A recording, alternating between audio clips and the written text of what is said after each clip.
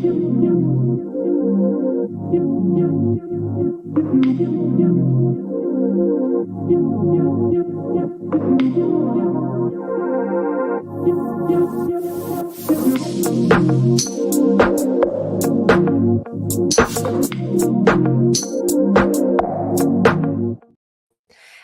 everybody, and welcome to this very exciting episode of Gemini Rising. As always, I am joined by my co-host, Wohlcke. And today's guest, we are going to be talking about everything from wellness to self-love to reclaiming your power. But she is a master of so many different energetic fields and areas, and I'm so excited to have her on the show. Vanessa LeMaistre. I think I've pronounced it incorrectly again. No, you got it. You got it. Welcome to Gemini Rising. Hi. So I thought we would start with your book, because then we can kind of go in all the different directions.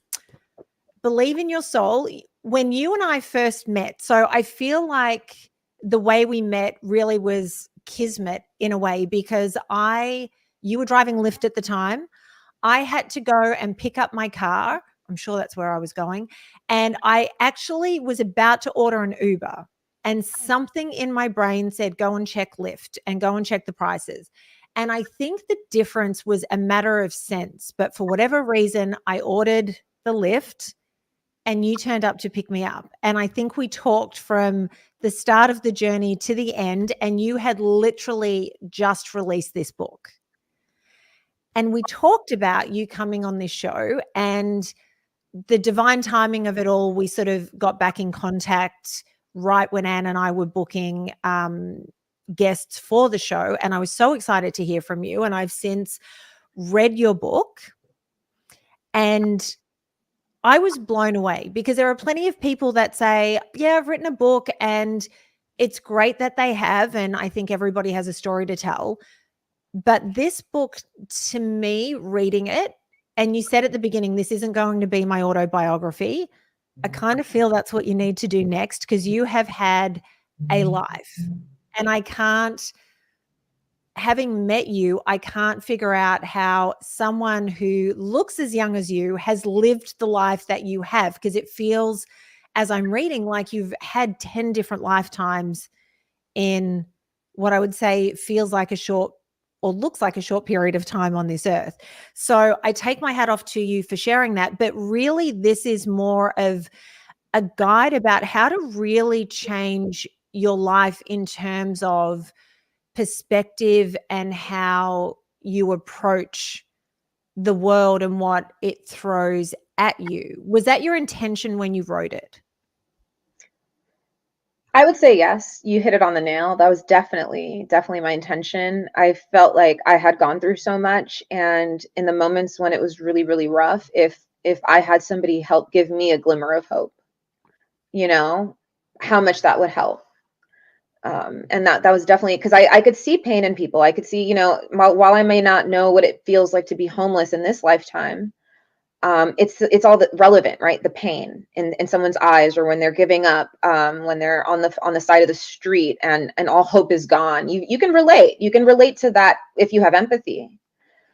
And I think for me, having hit really low lows at certain points in my life has really pushed me and inspired me to want to give back and connect with others who might be having a challenging time, because we all have challenging times at times, and it is a part of life. And how do we get through that?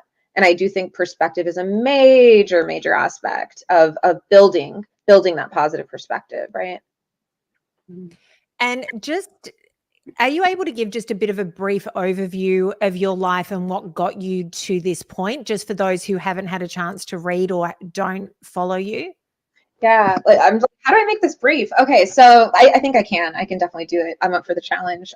So I was born, and I feel like from the beginning there was adversity. Not that I was born into a life where it was just chaos all the time, but there was definitely chaos. To sum it up, I was born being abandoned by my dad, so I never knew him.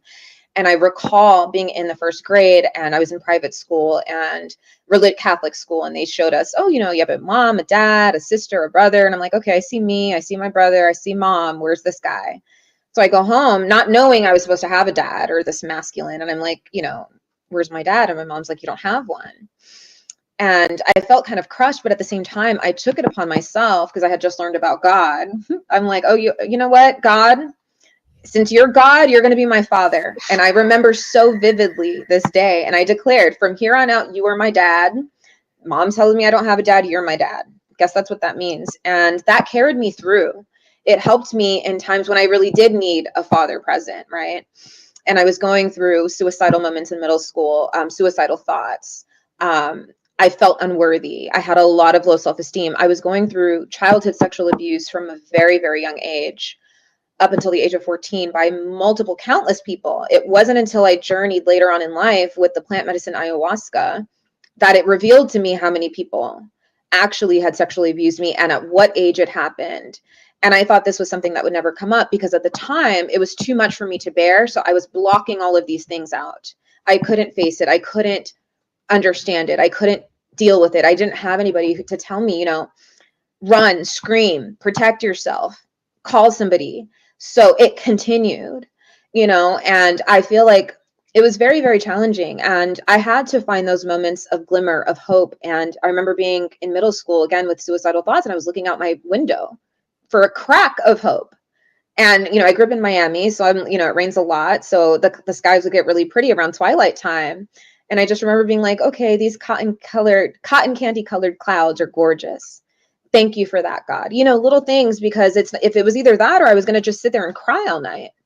And I didn't have a lot of outlets. So for me growing up, it was nature and running outside. I did try to run away a lot of times growing up because it was really, really tumultuous, you know. And but I will say going through all of the adversities has always helped me get through the next one. I remember being robbed at gunpoint when I was getting my undergrad.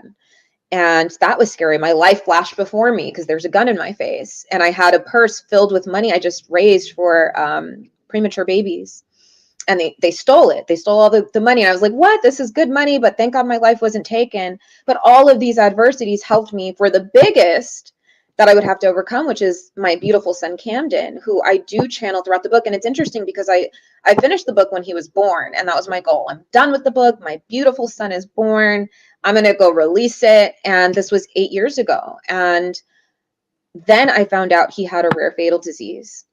And that's when I was like, okay, I'm definitely not done with the book. This is going to be the hardest thing to overcome. But I knew that if anybody could overcome it, I knew that I was going to be able to. Not easy, for sure. By far the hardest thing I've ever had to go through.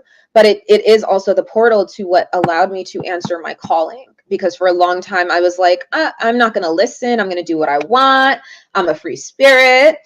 You're not going to tell me what I'm going to do. I'm going to choose and live free. You know, so he was really, really a blessing and truly the best thing that's ever happened to me. His light was just, I feel too good for this earth. And he was a high being. He was a very, you know, it took him 13 days to open his eyes. And when he finally did, he looked right into my soul. Like we knew each other from 400,000 lifetimes ago, you know, and he fought, and the doctors gave him 3 months to live. And miraculously, he lived for 9 full months. And I think it was all the love that we were able to share with him and give to him. And my bestie Nadia came and helped me raise him. And bless her soul, 2 years after he passed, she passed away. You know, and I feel like they had a bond, and I feel like there are no accidents. Like you said, when I met you, I mean, I was driving for such a short time, and I hated it. I hated driving. I was like, it was just not in alignment. And for me to have met you that day, I was like, there's no way. I think I had like accepted it, and then I didn't. And then I went back and I was like, okay, I'm going to take this ride, not knowing. And it was for such a short time in my life. And I feel like the few people that I did meet have oftentimes taught me a lot. And it's just beautiful to be here at this point, because so much has happened since then, since releasing my book and fully answering the call, because Camden came and transitioned over. I will just say before I allow Anne to even ask a question, so sorry, the chapter where you write about Camden's passing, It was so vulnerable and so beautifully written. And I cried with you as I was reading that. And I felt like I was living that moment with you. And while it's not anything I've experienced, I am grateful to you for sharing it and sharing it in the way that you did, because I can only imagine what it's like reliving that pain as you have to write it. I'm sure part of it's therapeutic as you get to, when you're writing about things, you tend to get a higher perspective and a deeper understanding of what's gone on. But at the same time, it brings it all up. So thank you so much for doing that. Yeah. I was going to say that I'm very grateful that you did accept that ride with Natalie. And I do not believe in any accidents. And this is such an amazing story. There's already so much beauty that I can't wait for us to go back and unpack everything that you just said. I feel like that was already enough. I think we could just close the episode that you're here and you wrote this amazing book and just how all of the events unfolded. But I want to go back to something you said early on, and that was that here you were as a child in a Catholic school, and we had another guest on who talked also about her experiences in a difficult childhood, and what saved her were the nuns. Do you remember that, Natalie, when Frankie talked about that? So I was thinking, I wonder, because what you said was, oh, I don't have a father, so God's going to step in sort of and be my father. Was that something that you feel was just innate to your spiritual being, that you already understood this, that you had this connection with God and the divine? Is that something you learned in the school? Were you put in the school because it would nurture that side of you? I'm just curious about that connection. I feel like that's a great question. I feel like as I, moving back into adulthood, I'm going to go kind of work backwards in a way. But as an adult, I had friends who would tell me, Vanessa, you're so connected to the universe. Oh my God, how do you know all the secrets of the universe? And this was before I really knew about my calling and everything. Just random people's opinions, right? But I think it was both and. So I'd say it was definitely innate, something in me, because 7 is a prime age for us. 7, you can usually tell if somebody is spiritually gifted. As prime things happen when they're 7. And for me, a lot happened when I was 7. So, going into understanding things cognitively started happening when I was 7 at the private school, but there was still that innate knowing. I can't say that when I was 4 years old, for example, I cognitively knew, right? So it did foster, it did nurture. However, I do recall clearly being 7 and walking home from school, and I knew about reincarnation.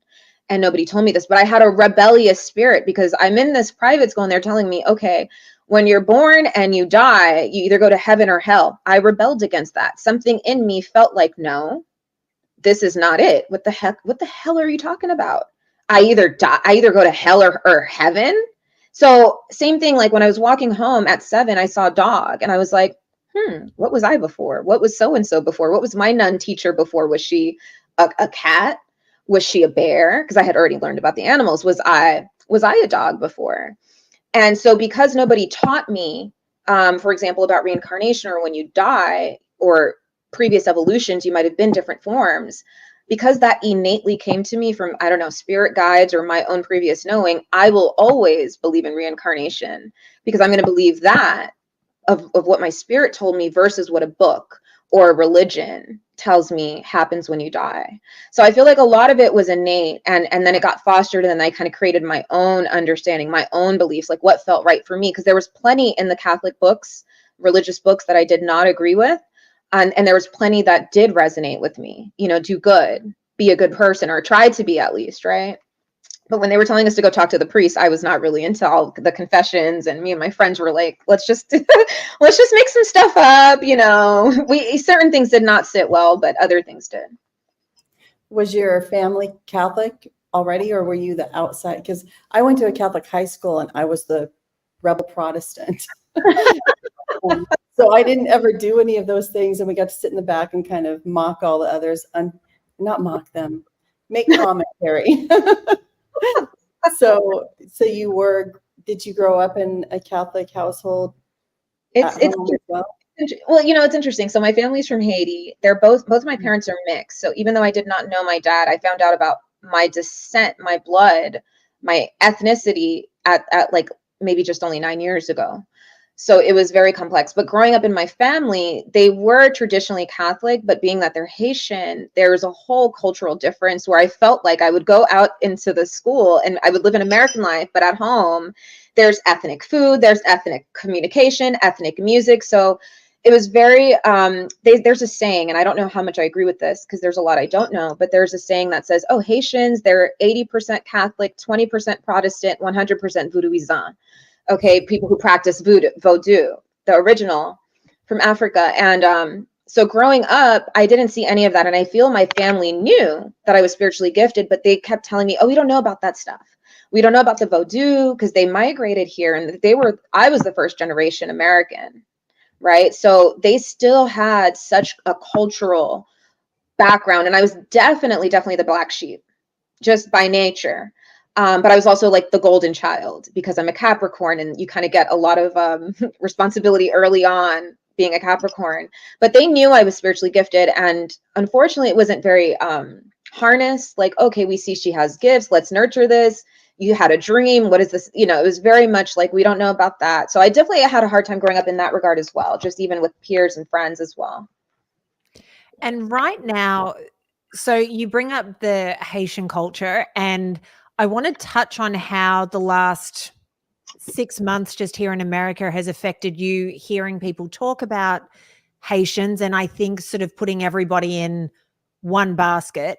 But through the book, clearly not accepting the when you die, you go to heaven or hell, and having an understanding of reincarnation and all of that. And you're so tapped into the spiritual side. I giggled through the book because I feel like you and I essentially have an identical approach to life. And I've said to Anne several times as I've been reading this book, she's talking about the same things I talk about when I do my oracle card readings. And some people say, your readings are always so positive. And it's not that the cards that come up are always that everything's going to be smooth sailing, but it's about that approach, right? Mm-hmm. How we look at everything and the perspective. But throughout the book, you quote certain Bible verses that have helped you get through tough times. So for you, is it with religion, whether it be your Haitian culture, the Catholic religion, your own spirituality, has your approach been to just essentially, again, what I say when I do my readings, take what resonates and leave what doesn't, and kind of creating your own version and understanding of the universe?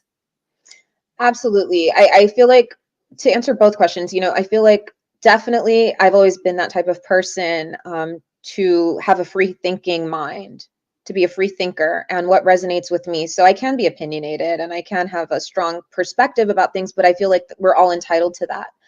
And for me, that's what helps shape my reality and my personal belief system and understanding of spirituality, because I do sometimes feel like, yes, I'm both spiritual and in the material and waver between both, but I am sometimes a little bit more spiritual. Okay, a little bit sometimes. So finding that balance is very important for me. And to touch on the first question about the 6 months in America, I'm feeling more of a need to really emphasize the beauty of Haitian culture. And I mean, Haiti has had so much strife and etc. for us to be, labeled and put in a box. It's something, such disgrace. It is very disgraceful, and Haiti needs a break, and Haiti needs to be shown. I feel like the world needs to see Haiti in the true light of its beauty. Somebody really gifted me a book recently called The Sheroes of Haitian Revolution. And it has blown my mind. It is so beautiful, and the artistry. And I didn't know that we had queens in Haiti. And I didn't know we had an emperor and an empress and a king, and I was talking to my grandmother who's 96 years old, and it breaks her heart to see this, happening, all of it happening in Haiti. And to be 96, she's seen a lot. And when I told her, I was like, Grandma, I didn't know, Haiti had kings and queens. She's like, what? Haiti is such a regal place, such a royal place, to even use those words, to hear this from my 96-year-old grandmother is astonishing. And I think people, just this, even Black Americans who don't identify with Haitian history, I feel like there is something there to be shared, and a sense of dignity, being the first free Black republic in the world. I think there's a lot that needs to be shared about Haiti and in a positive light to compensate for all of the negativity that's happened. Yeah, I agree. I'm a history professor also. And when I teach world history, I love to bring up the story of Haiti, because it happened at the same time. All the revolutions are happening that, astrologically, we just had the return of that time, and we're having the return of that time. And so I feel like we have a lot to learn about the fact that there was this American Revolution, there's the French Revolution, and there's the Haitian Revolution. At the same time, the French were trying to figure out, sovereignty for themselves. It's just a really fascinating part of the whole picture. So anyway, Natalie, I know you have another question. I'm sorry. All I have to do is bring up history and I go down that wormhole. So no, but I love listening to it when you do, because history is not my strong point. But what I wanted to ask, so with all these religious elements sort of coming into your life, because right now there seems to be a pretty major attack on yoga, which to me is bizarre. And I understand the logic of some of these people, because they say that when you're doing yoga and you're doing the postures, you're essentially summoning somebody or something, which I've never agreed with, because when I do yoga, it's about me and my body and my breath.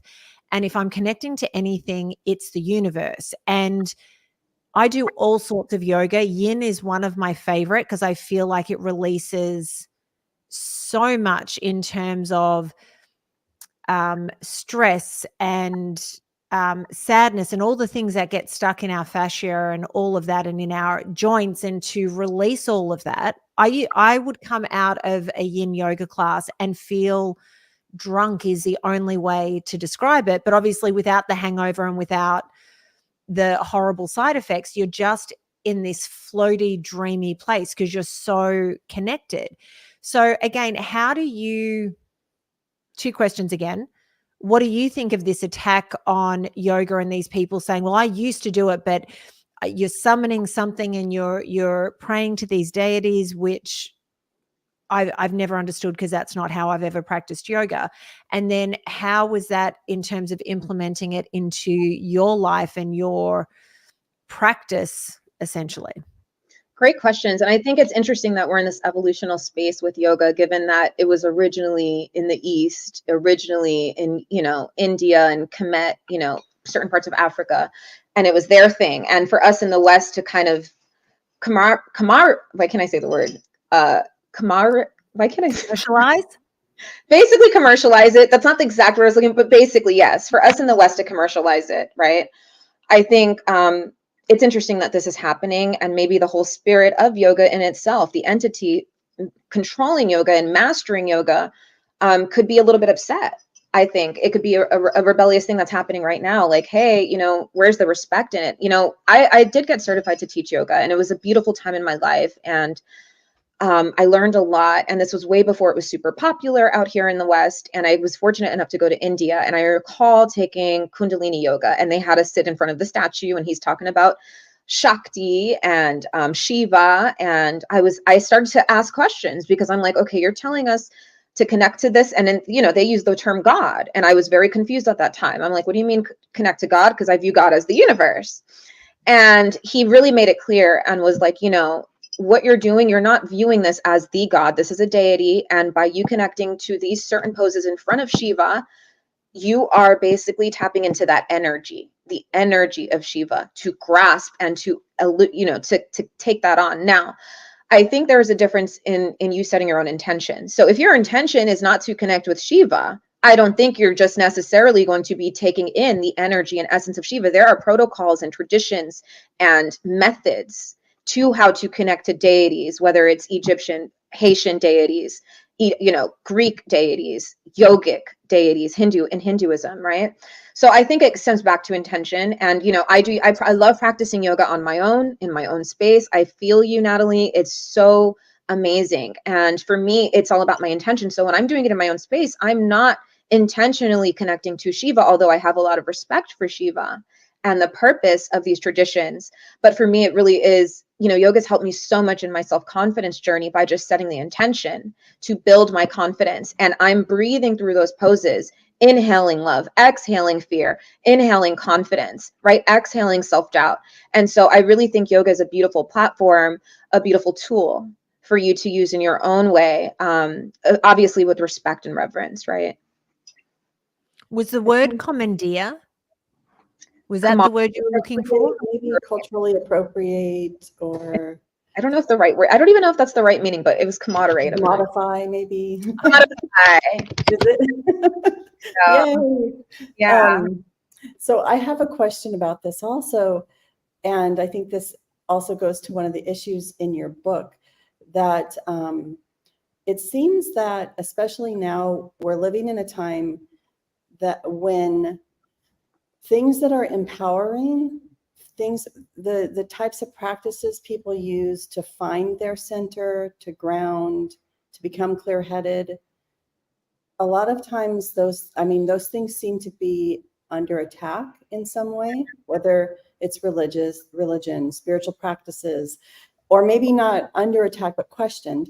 And one of the things that I've noticed, and I think a lot of people who work spiritually on themselves notice, is the instant you get grounded and centered yourself and you're working through your issues, the world kind of throws something up, or people near you start acting up. What is that energetically, or what do you think that is, and how have you dealt with that in your life? Excellent question, Anne. I feel like a lot of that is happening right now collectively on a massive level, more than we've seen it before. Personally, interdependently, collectively, I feel like everyone's kind of feeling some aspect of that, and it's showing up differently. So I feel like energetically what's happening is there's a spiritual war. There's light between dark. And when we are on these paths as a light worker, when we have a mission to give back, to service, or even if our purpose is to be successful in something, we are going to have opposition from the darkness, whether you call it the devil, the evil one, darkness as an energy. That energy knows as well, right? And it's kind of depicted in all the religions, where there's this God and then there's this opposing force, right, that tries to kill, steal, hurt, cheat, whatever. So I feel like, and I tell a lot of my clients this because they're going through it too, is, you lock up any successful person in a room and you ask them, hey, how hard was it? They'll probably cry tears, and they'll tell you they sweat blood and they went through so many challenges, but they kept persevering. So I feel like what's happening energetically is the devil, whatever you want to call it, right, knows of your blessings. They know you're on this big break. You have this amazing thing about to happen. So the devil is very intelligent and will get to us in multiple ways. I don't know if you've read Outwitting the Devil by Napoleon Hill, but it's a very controversial book because he's literally my favorite author, wrote so many books in the 1920s, Think and Grow Rich, The Law of Success, amazing guy. He studied the most successful people, Woodrow Wilson, Rockefeller, everybody, figured out their formula. Now this book, Outwitting the Devil, took until 2011 to release because of how controversial it was. So basically the entire book, he's having a conversation with the devil back and forth. The devil is arrogant. He's like, capitalize my name when you talk to me. So he does. And he's like, yeah, I remember one line very distinctly. And he's like, the devil confidently says, oh, I have 98% of people under my control. And Napoleon is like, oh, really? How? He's like, fear. So I feel like what's happening is the darkness knows you have blessings coming. The darkness, because the devil is not concerned with anybody that's going nowhere in life. He already has them. He could care less. But when you have a light, the devil is envious. The devil wants that. So the devil uses, I feel like the two easiest ways is one, fear, getting into our minds, right? And the other way is I view it as the puppeteer will send out puppets. And this shows up as karmics in our life, or people in our life, sending a monkey wrench, sending a block in our way. going in the back end, doing some kind of hocus pocus. Nowadays, TikTok during that time the world shut down, a lot of people learned a lot online. And, you've got all types of people thinking they're the biggest witch of the West or whatever you want to call it. Oh, somebody pissed me off, I'm going to go light a candle, right? You don't know who's doing what nowadays. So I really feel that is the devil using people as its puppets to try to stop us and try to silence the light from coming out. But I don't feel like it will prevail. And I always say, like, the devil's busy, but God is busier.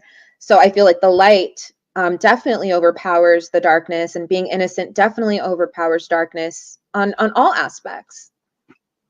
So I was going to ask a question about friendships, and when you're on a journey like this, you hit certain points and you meet people, and maybe these are childhood friends, maybe these are people that you meet along the journey and you think you're very aligned.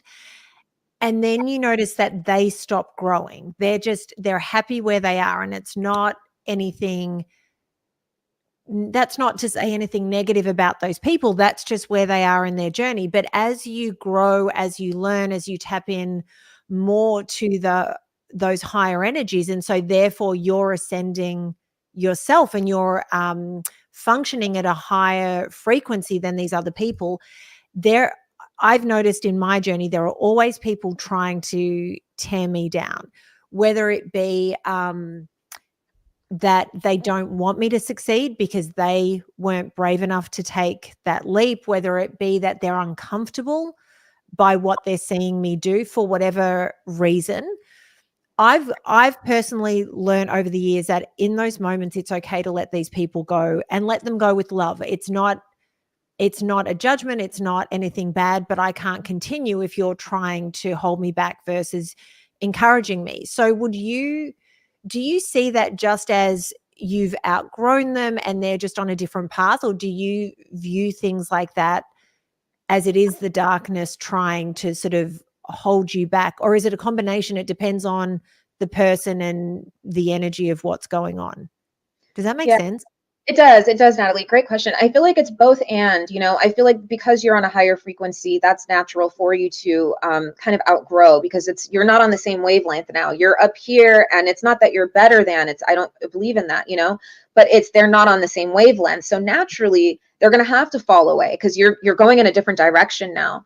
But I do think, what I was taught in shamanism is suffering spirits. It's a real thing, whether you call it demons, suffering spirits. These people, when they're suffering here and they die, they don't always know they're worthy of going into the light. So they'll linger, and they need a host. So they'll find a body to attach to. And they say half the population has this or more, whatever the numbers are. So I do feel like those people who are in a lower frequency are more susceptible to having an entity attachment. It's very common. Most people have had this happen to them at some point in their life or another, right? Now, I do feel that when you are climbing, that darkness you'll see people around you behaving in that energy a little bit more. It's kind of like your light is irritating their demons, quite literally. So these people who have these entity attachments, now their demons are full throttle, fully awake, because your light is shining so bright, they can't compose themselves. They cannot take it. Right. So then they start acting, whether it's belligerent or however they're acting. And you're like, you know what? I'm going to keep on my evolutional process, and I'm going to keep moving onward and forward. And that's what's best for me. And I love that you said, may you go in love. And I think that's the best way to approach it, because if not, you can become self-sacrificing and self-sabotage yourself and linger with that energy and allow it to tear you down. But I do feel a lot of times they are being used and they don't know. They, instead of focusing on their lives and bettering themselves or being inspired by you or asking for notes and tips, they'd rather try to, I don't think there's a lot of awareness there, and they're not on that energy of let me better myself and grow.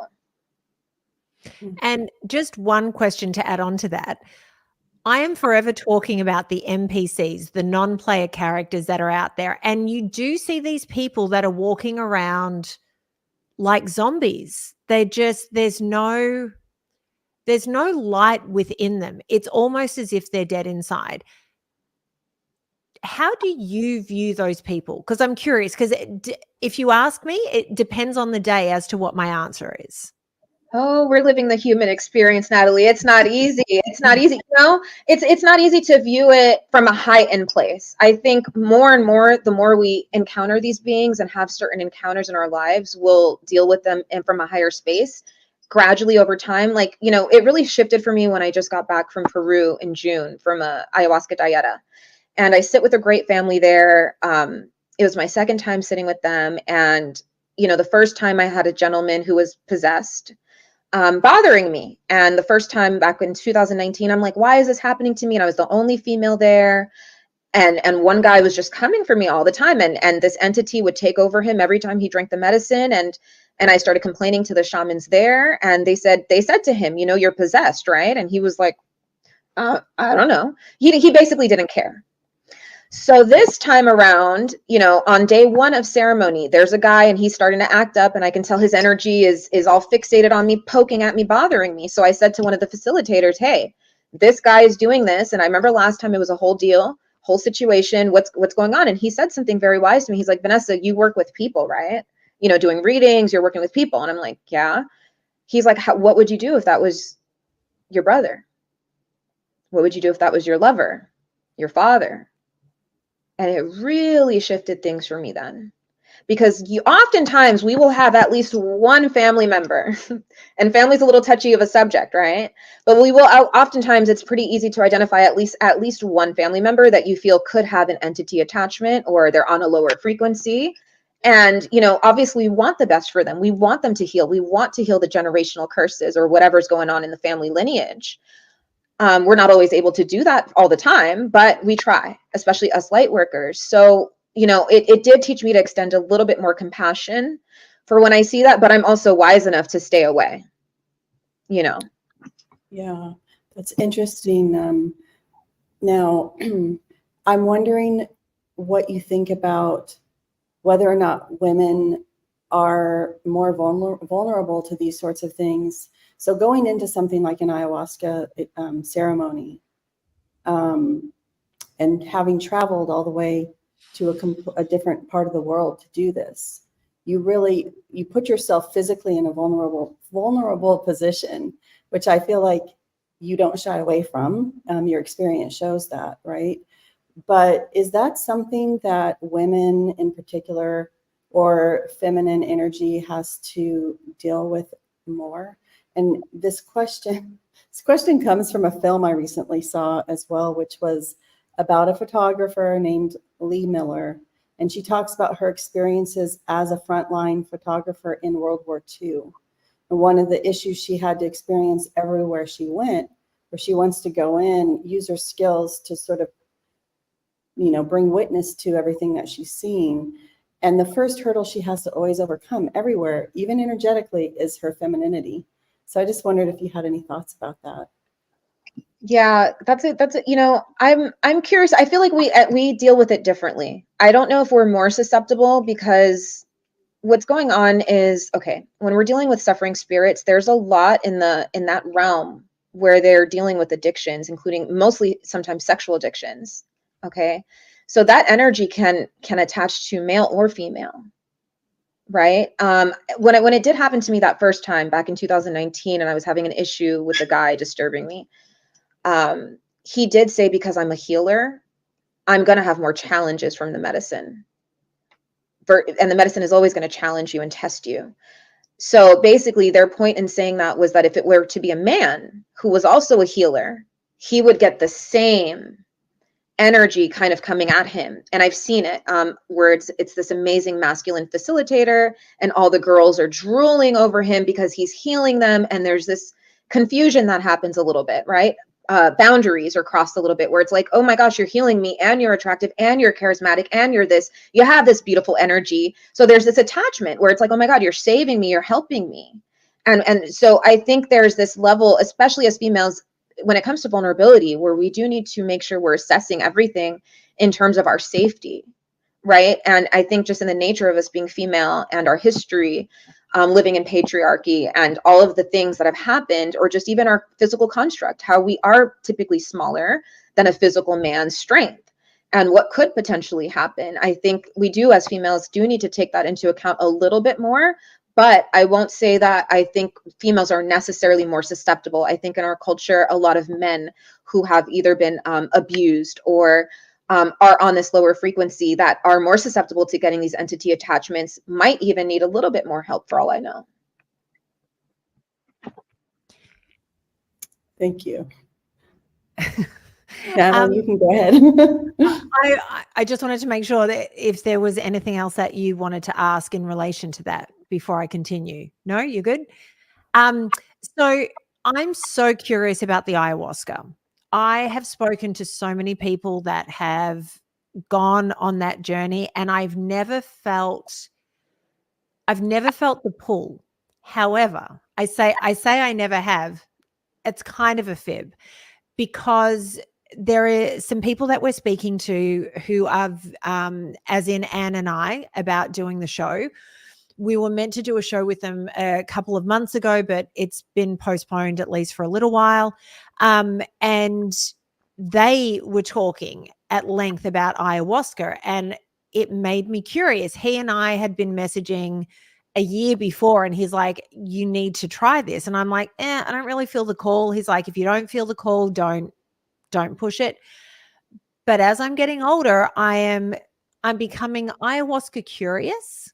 So again, because apparently I do everything in multiples. So what was it that drew you to ayahuasca? How many times have you done it? And what are the revelations that you're getting from it that I guess compel you to go back? Great questions. And I can tell from your body language, Natalie, you do seem a little curious about it. So I don't know if it's calling you, if Aya is calling you as of yet, but there seems like there's a curiosity, and that's definitely how it starts. I recall being 21 and the guy first telling me that I was a shaman. I didn't know what a shaman was. All I know is I retracted what he said, and I was like, oh, hell no. You're telling me I don't have a choice. I'm not listening to this. I'm not listening. It's stubborn Capricorn in me. I was like, no, I don't have a choice. No. So anyway, I ended up going back home. I was in Miami. I had just gotten my undergrad, and I looked it up, and I'm like, shaman, plant medicine, jungle. I was like, oh, hell no. What the hell is this? So anyway, fast forward, life happens. You know, I'm in Cali after my beautiful son Camden transitioned over. Life shifted. I was at a crossroads, and I decided to go get a master's degree in Colorado. And it was in beautiful Boulder. So we had mountains 12,000 feet high, and the universe is very, very smart. So what drew me in is I didn't have like a pull. I think once after Camden, and I said, you know what, universe, I accept this call. If you want me to be a healer and this is my purpose, fine. I'm not turning back. But the universe is very, very smart. So I'm in Colorado. The program just started. It's this fascinating program called Resilient Leadership. It's focusing on sustainability, social justice. I'm in a cohort with 10 brilliant students. We're all like, our brains are just firing off, right? Having amazing conversations in every single class, and very cutting edge, forward thinking. So amidst this, one of my classmates is like, oh, Vanessa, I just went to this ceremony thing, a festival. They're doing this thing this Friday night. Come to it, and gave me a flyer, and I thought it said cacao ceremony. So I go to this cacao ceremony, and it's at nighttime. There's a bonfire. It's amazing. I had this one vulnerable moment, and I just felt all these feels, and we were all kind of going around in a weaving circle, talking circle, sharing. And at one point, the couple hosting it, they were like, Vanessa, are you okay? Because they could tell I was having a moment. And I was like, yeah. But as they were passing it around, I was like, why is this green? And why is this? And I'm like, okay, I guess this is a green cacao. A week later, I'm talking to one of the guys I met. He was an elder with like super long dreads to the floor. So it was a lot of wisdom. So I'm talking to him, and he's like, I'm like, yeah, at the cacao ceremony, I felt so amazing. I felt so vulnerable, and so much transformation happened. He's like, Vanessa, did you just say a cacao? I said, yeah. He's like, that wasn't cacao. I was like, what? He was like, that was well, I don't know if I can say this, but he was saying that's the indigenous plant from the coca leaves. Okay, medicinally. Basically, so I didn't know about that plant medicine, and the woman hosting it was from Colombia, and the universe is very smart, because had I known what plant medicine that was, I would not have embarked. And that was the door that opened everything, because then it went to just doing ceremonies all the time. And they flew in a guy. And that's when I did the first ceremony. And I had to ask him, I was like, where do you study? Where do you sit? You know, they told me my calling is this. And I just felt at that point, like, I'm like, no, I want to go sit with your people. And he told me he sat with the Shipibo tribe. He was a brilliant doctor from Spain, fascinating guy, came to America, got his doctorate degree in biology and quit everything. He was like, F this, I'm letting go of everything and I'm moving to the jungle to go study with the Shipibo. So I ended up fast forwarding to 2019. I actually went there to do the dieta, which is much more intense than just doing an ayahuasca ceremony, because you're doing it the real traditional way and you're dieting on a non-psychedelic plant as well, specific to whatever ailments you have, whatever you need. And at this time, I was still going through a lot of grief with my son. And so they dieted me on a plant called Bobinsana, which is for emotional healing of the heart, non-psychedelic as well. So basically every other night, we are in ceremony. And so back when I went in 2019, he had just opened up his center. He's amazing. And his mom is the eldest woman in that part of the jungle, still administering the medicine in her 90s right now in Wohlcke. So there's a tradition going back for thousands of years.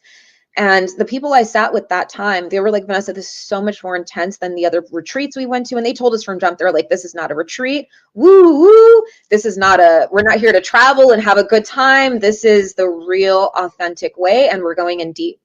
And, you know, it's intense because you're in the jungle and there's no remote. You're remote completely. You cannot make a wireless call. God forbid there's an emergency. You cannot call a soul.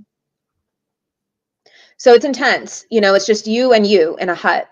And both of the dietas were about 7 times each, this time being 5 times in ceremony. So, and that's the full night.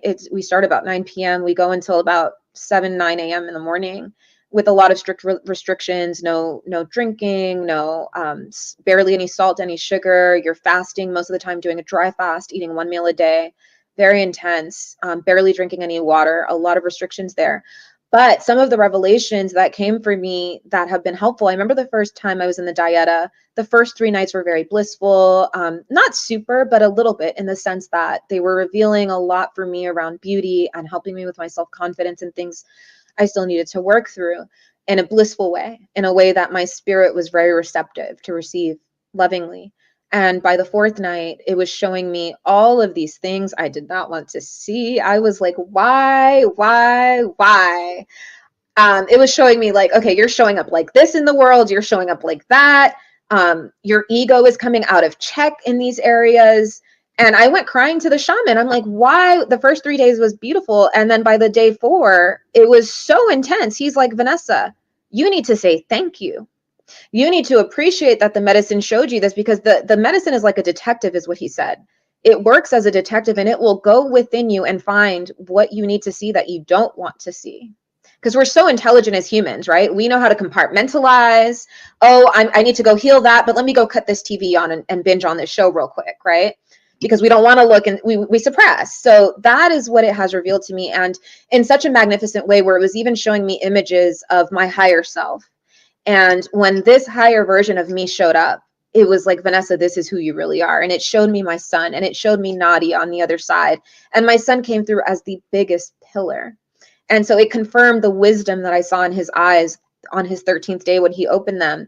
But it was really healing for me to know that he's still with me. And the dreams were so intense in the jungle, just connecting dots. I remember even having one dream where he was on a crystal backpack with me, you know, and I was happy. I was happy because he was on my backpack and it was clear, but he was there, you know, and just letting me know, like, Mama, I got you. I'm here with you. And that was so beautiful. And so it's changed me tremendously. And the reason why I'm still drawn to going back is, and I remember saying this the last time I went in June, I said to the facilitator, I'm like, I want to keep coming back here, not really for anything in specific, but just to keep cleaning me and making me better. It really shines me and polishes you like a diamond.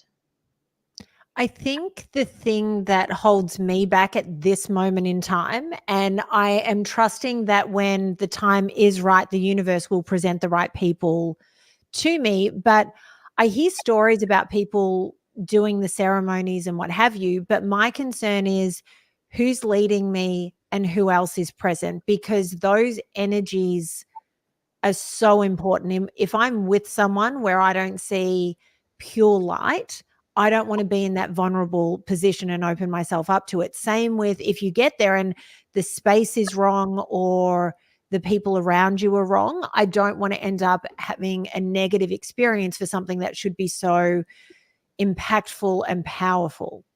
Mm-hmm. And I was going to say something similar is, how can people go about finding the right people? Do you now, with your experience, help connect people to reliable folks? Do you lead ceremonies yourself? What can people do? That's both are very wise questions, and I think it's very wise that you both are considering that, and I think that needs to be on the forefront. You know, I do take my role with the medicine, and I signed up with ayahuasca. I said, you know, I really want to advocate for you. A lot of advocacy work is where I stand, and this last time I went, I promised the tribe that I sat with, you know, right away, I feel like crying right now, but right away I was told by the medicine, thank you is not enough. And I told them that I will do my best to bring people here. Now they are starting to blow up, and I get a lot of premonitions when I sit with the medicine. And I remember the first time it happened, I'm like, why am I getting all these premonitions? And they told me this spirit is going to die. And, you know, in my family next. And the guy was like, no, you need to pay attention because you're meant to be a psychic, and that's a part of your path. And this is why the medicine is showing this to you. So in the time I went, in both times I went, I was told that this Shipibo tribe I sit with, that they will blow up. And he since then has been speaking at the World Ayahuasca conferences. So he is getting a lot of notoriety. He's traveling all over Europe to do the ceremonies. He's very strict with how he gives his time. He's like, you know, I can only do this several times a year because I have to make sure I'm good too. My only hope is that he never fulls up to the point where I cannot go and sit with him. Now, nobody is perfect, right? And I remember when I went the first time, one girl, I heard her saying, I need to know who I'm sitting with. And this is valid. She's like, in Peru, there's so many charlatans, and it makes sense. And I was understanding that, you know, there's a lot of people who need money, and it's a survival method at that point. Oh, I need to make money. Let me go say I'm a curandero and distribute the medicine. And that can be very wrong for many reasons, right? So it's valid that you're asking yourself that. I want to make sure I sit with the right person. But I recall her saying, like, I want to make sure they're not an alcoholic and they're this and that. Now, for me, while I know this guy that I sit with is forever I was told in ceremony, he's my spiritual father. And for me, I want to sit with him because if it's not broke, don't fix it, right? I can also at the same time see he's human. I cannot expect a perfect human in front of me. And this last time I went, and for me, what I was revealed is that he's good enough. He is good enough for me. And one thing that shifted from the first time I sat in ceremony 5 years ago to this time in ceremony for this dieta is he goes, you know, I've changed things now. I don't talk so much. I sit more like my grandfather and I let you deal with it. You have the answers within you. There was one night in ceremony that was so intense. I went and I'm like, this is an emergency. I need to talk to him. I have to tell him this came up. It's too much for me to process. There's a lot going on. And his response was very wise. And I could tell, like I tapped in that I psychically tapped in, he was feeling into what was coming up for me. But he took the executive decision to not say a word. And I took that as you have the answers within you, Vanessa.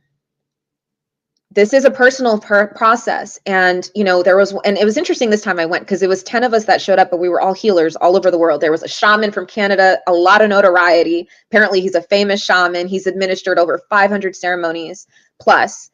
There were other administrators, psychedelic facilitators in Germany, Berlin. All of us were healers. It was amazing, interesting to say the least.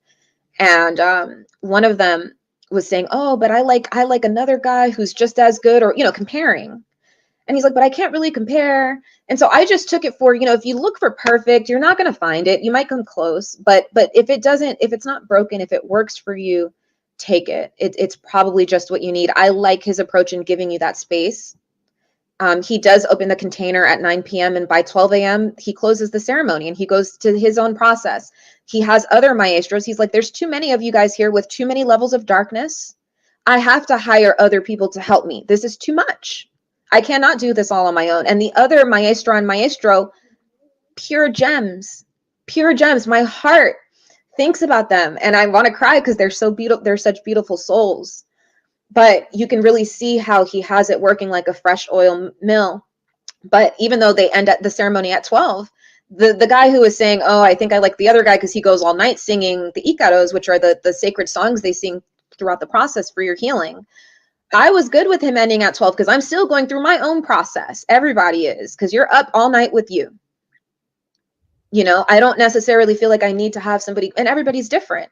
You know, maybe there are people that need the singing to happen till 9 a.m. and the coddling and the facility. But and one thing for me that really helped me the first time I went back 5 years ago, I made an agreement with the medicine. I said, look, I don't think I can vomit or get up because I was scared I was going to be too under, and I didn't feel like I was going to be comfortable to get up and walk, and it would be too much. So I asked the medicine, please don't let me vomit.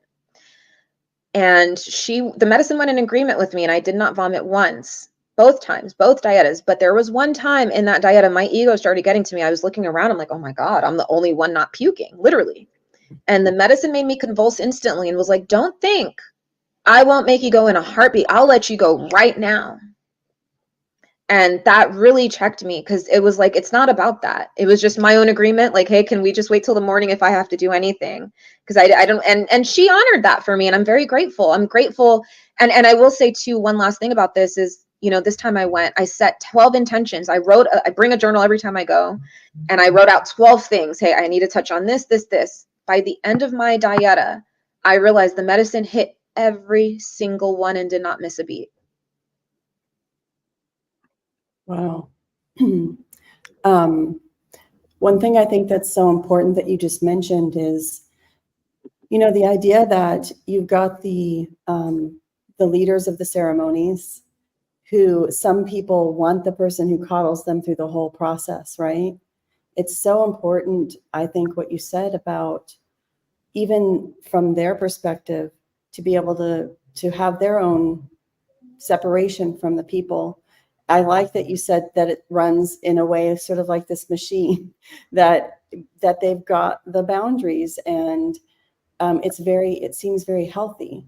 And I think that what we all need to look for is more empowering practices, more practices that are meant to empower us, right? Instead of keeping us as part of the machine. You don't want to be part of the machine, right? Yes. So I really like that. I'm wondering also, what do you suggest to people who want to start their awakening now? I mean, what if someone's watching this, they've stumbled upon the Gemini Rising show, and they have no idea what we're talking about, but where would you suggest somebody start their awakening process right here without even having to travel? Great question. I feel like if that question is coming up for somebody right here, right now, they're already here. They're already on that journey. And I've always had really cool jobs. So I've had this one job where I was working at Ferrari, and one of the guys who worked with me, he had been there 10 years, super spiritual guy. And he said something to me once. He's like, Vanessa, once you're on the spiritual journey, there is no turning back. And I was like, huh? And I thought about it, and I was like, oh my goodness, there have been times when I kind of wavered off, but it always somehow, no matter what, once you open that door, you are on that train, and there really is no turning back at the level of your soul. Now, when it comes to somebody wondering where to start, because we have questions, right? I don't want to just sit with anybody and et cetera. And not everybody's going to know, like, let's say, oh, I want to do ayahuasca. Let me contact Vanessa to get that family's membership. Although I did make a promise to give that info out. Not everybody's going to do that, right? So I always recommend for people to first and foremost, you know, after God, definitely go to your ancestors. Go to your ancestors, because your ancestors, the ones who came before you to make your existence, typically, most of the time, will want the best for you. So I do recommend, if you're connecting to your ancestors, to only ask for the beings of light that want the best for you, to become present, more present in your life. Because once you talk to them and you ask them to start guiding your path, guiding your roads, they're going to lead you in the right direction. And it's okay if it happens in like nugget form. We don't need to know it all right now, and we don't need to get to the finish line. And it is a journey. We are on a journey. And I feel like the more we embrace that we're on a journey, and the infancy of that, we're always a student, right? We're always a seeker. When you're on the spiritual journey, I feel like that's when you can be led in the right direction, listening to your ancestors and listening to your intuition.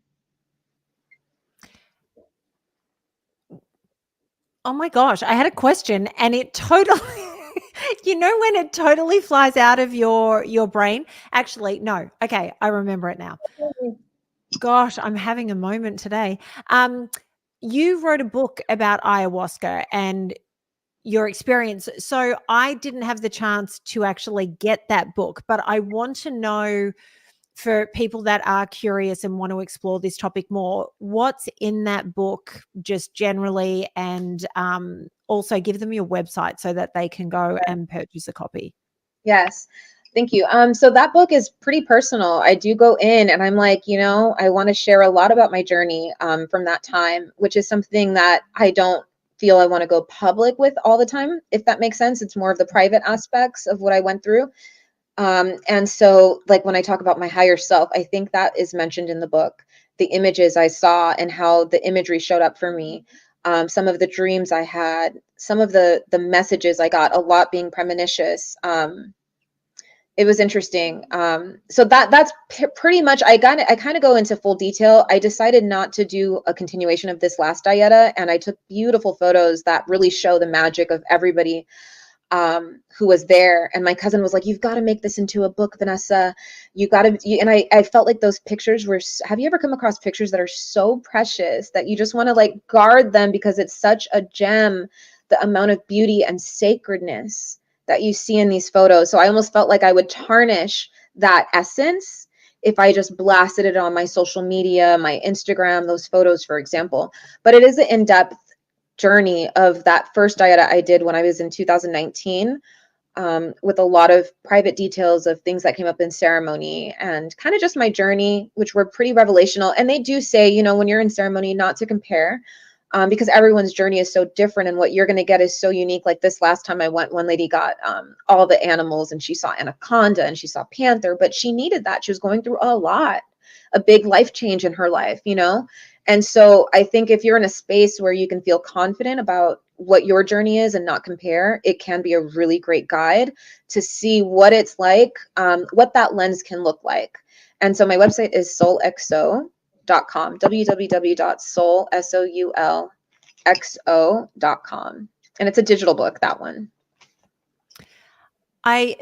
So the other thing that I wanted to touch on is you do tarot readings as well. Yes. So how did that all start? Did you study to learn tarot? Or was it something that you just instinctively knew? I'm always fascinated by how everybody's journey to the cards happens. So interesting. Well, it was definitely started with the calling of a shaman, and I didn't really know where to start. It's like, how somebody tells you you're a shaman in America? It's like, what do you do? Where do you go? How? Huh? What? So it was very organic for me. I ended up leaving LA for 2.5 years, and 6 months I spent in DC, and I was with a coworker one night, and he's like, Vanessa, come to this mediumship class with me. And I'm like, okay.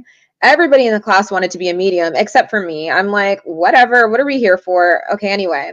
So I'm in the class, and I think there's something that magical that happens when you don't want something so bad, right? It leaves that gap, that room for magic to actually happen. And I caught something the teacher said. She was like, yeah, just let your imagination run wild. And I was like, okay, I love Einstein. Einstein speaks very highly about the imagination, that it's so much more valuable than intelligence. And it's funny because I meet a lot of clients who are really, really smart. And I'm like, okay, you could be really smart, but it still has a limit. You're not going to know everything, right? But imagination is the realm of intuition. It's where we can kind of grasp the unknown, the unseen. And so we would do these tricks and these games and blindfold each other so you don't know who's sitting in front of you and guess this. It was kind of like a guessing game in a way. And I caught on with the imagination. So I remember sitting in front of a lady, and I'm like, yeah. So I let my imagination run wild, and I'm like, okay, I'm seeing a guy. He has a beard, a big beer belly, and he talks like this. And I have no idea what I'm saying, right? And she's like, Vanessa, that's my uncle who was just, Murded. And I was like, oh my gosh, like this is actually, that's when I knew, oh my God, like there's something here, like it's valid, right? Because I was just going with my imagination. We did have to meditate in advance, and I definitely feel meditation helps you just getting into trance-like states. Now, once I started picking up the cards and dabbling, it was like friends introduced me and I just started pulling for myself. But then I remembered going to a medium after my son Camden, and she was here in LA, and she was like, oh, I was a comedian, and when the money didn't work, I just started picking up the cards, and I didn't realize I had a gift until she told me she had a call, and she was on a call doing a reading, and there was a bottle of water in front of her with arrowhead, and her attention immediately got drawn to the arrowhead sign. So she goes, "Are you traveling to Arrowhead?" The lady was like, "Oh my gosh, that's where I'm going." So I connected those dots, and I'm like, okay, so this is divination, right? So when I'm looking at cards, I didn't actually take tarot classes, although I'm very open to the idea of always furthering my tarot knowledge. I do more of intuition and use my psychic abilities and divination. So when I'm reading the cards, I pay attention to what stands out. And I was fortunate enough to do readings at Melrose Trading Post for 4 years. And so I'm out in the public, and that really helped me with the mediumship and also with picking up the psychic imagery, because I'll be looking at cards, and in the middle of the reading, I'm seeing a green shirt stand out, and spirit just grabs my attention to the green shirt. So I bring it up. And then like the girl's like, "Oh my God," she starts crying. She's like, "That's my dad's favorite color." So there's always symbology and picking up the signs and coding. And once I started realizing and connecting these dots and how helpful it was for people, because I really do tap out when I do readings, and I understand that I'm just the medium. It's not about me. Whatever's coming through is just going to come through for them. And all of that me tapping out really allows for whatever it is that they need to receive. And I usually don't know why I'm saying what I'm saying until after the person's like, "Vanessa, what you said happened," or "It really helped." I've even had a call recently. She's like, "Vanessa, I didn't listen to you and my life is in shambles now." So, I'm just the messenger is how I view it. But I kind of got into it through divination. Do you? Oh, may I ask a question, Natalie? Absolutely. It's just so interesting that you talk about how someone told you you were a medium, right? It sounds like your path is kind of, you go along and then someone says something that sparks an idea, or you go with the flow. It seems like that's such a natural part of your experience. And I'm hoping that as people follow you, read your books, you can watch your tarot channel, and seek you out you do counseling also, don't you? Maybe they will learn some of the magic, so I don't feel like I can ask a question about all of it right now. But, when you talked about the death of your son, who was only, 9 months old? How was he? Yep. 9 months? And having been through the whole experience of going through the pregnancy, all of the expectation or uncertainty at that stage, to then having the child that's diagnosed with this disease and going through the grief process. The thing it's just, to me, I see such a strong individual and someone who understands the soul aspect of it. Your name is the soul exo is so perfect for you. And so I just wonder if there's anything you could say about what you feel was the strength that led you through. I mean, what do you attribute that to? Great question.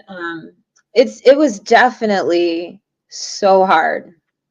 It was definitely so hard. And I would be lying if I was like, "Oh no, I just handled it. I knew I could." But there's a part of me that did know. I do feel like we sign up for this. Our souls. I saw a movie in high school, and it didn't release. It was a B-roll movie, and basically this film was like all these souls they get to watch on a screen your whole life before you choose to be born. And one lady saw her life, and her daughter got handicapped at a certain age, and she got divorced. She's like, "I don't want this life." She yelled out of the office of God and was like, "I don't want to be born. I'm good. I don't want that." And then she sat there and she went back to meditating as a soul and was a little bit bored. And she runs back in the office after she has an epiphany. And she's like, "No, I want to feel everything. I want to feel joy. I want to feel sadness. I want to feel everything. I want to be born." And so then it ends with her being birthed, I think, from her mom or her daughter. It was interesting how it kind of psychically switched. But it was interesting because when I was pregnant, I randomly was listening to Gary Zukav's book, Seed of the Soul. And in that book, I didn't read front to cover, but there was a part I listened to that was like, "Yeah, don't be bothered when you see a mother lose a child. That's a contract between the mother's soul and the child's soul." And same thing when you see someone homeless, you don't know what's happening with that soul. And I was, I heard him say that, but I was like, "No way, that's not going to happen." And when it really became my reality, you know, me out of all people, I just didn't see that for myself. My entire life, I would have never guessed. And I took it really hard. You know, I know you see me today, and I have always been a strong person because I've gone through adversity. But I recall being pregnant, going on a hike, and I overheard somebody say, "I don't handle death well." And I had never lost anybody close to me prior to my son. So I think my soul knew to kind of prepare. Okay, we're going to go through something and we might not handle death well. And it took me 7 years. It wasn't until last year, 2023, that I was like, okay, now I finally feel a difference. Now I finally feel like I can move forward on an internal level. On the outside, I was still moving forward and I was still progressing and I was doing all the things and healing and doing everything. But it wasn't until last year that I finally felt better about losing my son. And I think a couple things attributed to it. First and foremost, God, me having a connection to the universe has been tremendously a huge help. Knowing that this wasn't happening to me, but for me, knowing it was not in vain, knowing that this was not some kind of punishment. I did always kind of feel like, okay, there's going to be a light at the end of the rainbow, you know, in the totality of my life. I also felt like, well, you know, one chapter's done, I get to rewrite the rest of my entire book now, however I want. And I think for me, I took all of the things I overcame adversity with, and I really used that as like my toolkit to keep pushing, to keep fighting. It was definitely a fight. And it was definitely a personal process in sense of, you know, after going through a lot of grief, a lot of people were rubbed the wrong way or didn't know how to handle it, or, oh, is she going to stop talking about it? You know, because I was bringing it up and it was coming out a lot. And I was upset. I definitely had a moment where I was upset with God. I definitely went through that in real time. And I think for me, it took a lot of forgiveness and a lot of understanding and a lot of me attributing a lot of this to my son, shifting my perspective and knowing like, oh no, my baby is here for me. My baby is here with me. Because of him, I will always have a big purpose in my life. I will make sure I give my purpose because of my son, you know? So it's always this driving force now that pushes me and motivates me. And it really feels like a gift in that regard. And it's been a beautiful transformational process. Like I've transformed so much. And I recall when he was diagnosed at that time, I had a social worker come and she's like, you know, you're not going to be the same. And I was like, what do you mean? And she's like, you can't be the same after something like this. And I've definitely gotten a lot more stern, a lot more assertive. People who know me said like, before you were a little bit too nice. Now I can actually stand up for myself and stand my ground, which I feel is a great balance that I needed, being such a sweetheart naturally, you know? I don't want to end this show, but Anne's got another show that she has to film when we're done. But we always finish every show with the same 4 questions because we feel like it's a great way to get to know our guest. So the first one of those questions is, what makes you laugh? Oh, that's a great question. It's funny. I will share, there was one night, lately silly things, small things. There was one night in ceremony this past Dieta in June where I laughed the entire night hysterically. And it was so healing for me. And I don't think anybody's ever heard of anybody doing that. I cannot be the only one. Maybe I am. But the medicine helped me heal my heart through laughing the entire night. And I did not care. I let it out. I know there were a couple of people around me. I said, you know what? I don't care. I am going to laugh. And it was tickling my heart. My heart was feeling so good. And so lately I've been like just kind of snorting a lot, like I kind of snort a little bit when I laugh. You know, like I kind of chuckle and, you know, so I laugh at small little things lately, just kind of to myself. And even to things like, you know, lately I've been laughing at like the darkness we were talking about. If darkness is ever trying to come at me, I just laugh. And that's been a great remedy and very helpful. I love that. All right. So who was your biggest spiritual influence? Great question. I'd say a couple people like legends, Bob Marley, very random, but Bob for sure, Ram Dass for sure. I have this guy right here. I don't know if you know, Autobiography of Yoga, Paramahansa Yogananda, him. a lot of Indian teachers have been helpful. Like this book called I Am That. His name is too hard to pronounce, but he's been a big influence in my life. And Gandhi and Mother Teresa. So like all these great people who have walked this earth, who I feel were legendary in reaching their full potential as a human and a soul. And what would your advice be to people on how to transcend fear? Oh, that's a great question. I'd say first, face it head on. Don't believe the BS, okay? Because fear is false evidence appearing real. I'd say one of the best ways for me is prayer. I'll ask for, from A Course of Miracles, she says, ask the Holy Spirit for a miracle, Marianne Williamson, and I'll ask for the miracle to be, God, please shift my energy to love over fear. And so, because once that love energy is there, fear cannot exist, and it's not even real. So I'd say do it anyway. So if you're afraid, do it anyway, and then see what happens. All right. And the last one is, what's the best piece of spiritual advice that you've ever been given?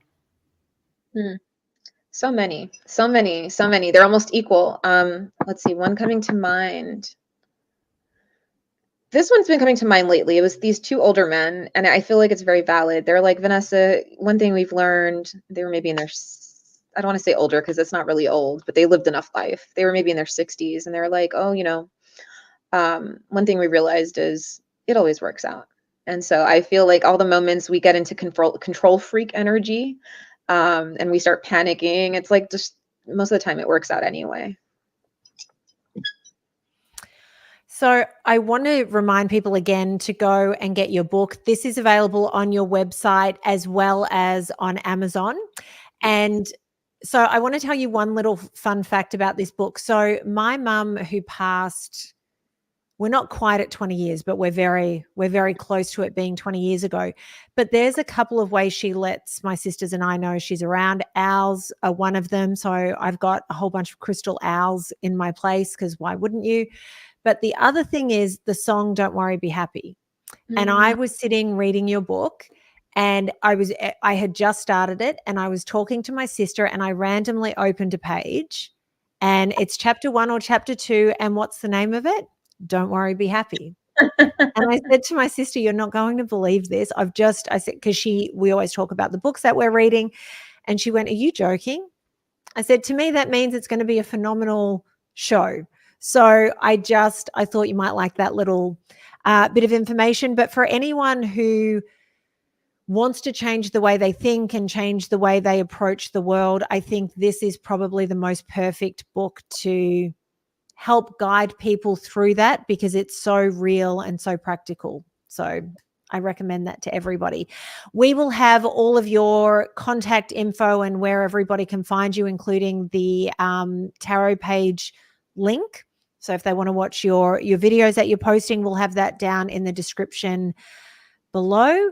Anne is coming up on Highvibe with David doing History in the Stars, which is going to be an amazing episode. I'm going to be in the studios tomorrow for Full Disclosure. And next week we have psychic medium and manifestation coach Season Vega. So we're doing that show on Wednesday at 12 o'clock Pacific time. So I just wanted to let everybody know ahead of time. Vanessa LeMaistre. Did I pronounce it correctly this time? LeMaistre. LeMaistre. Yeah. By the time we have you on again, I will have it down pat. I'm so sorry. Thank you so much for joining us for this episode of Gemini Rising. Thank you so much. Bye. Bye.